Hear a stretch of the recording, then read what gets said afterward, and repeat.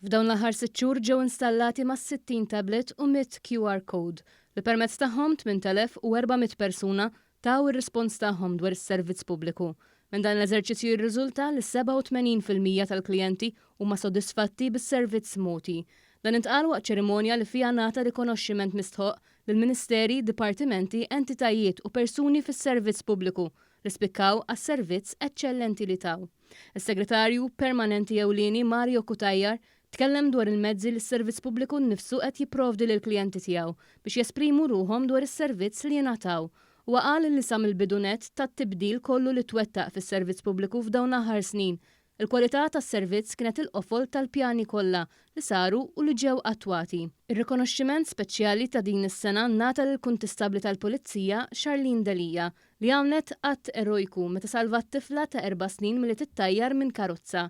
Ċerimonja ta' rikonoxximent saret taħt il-patroċinju tal-President ta' Malta George Vella fil-Palazz Verdala.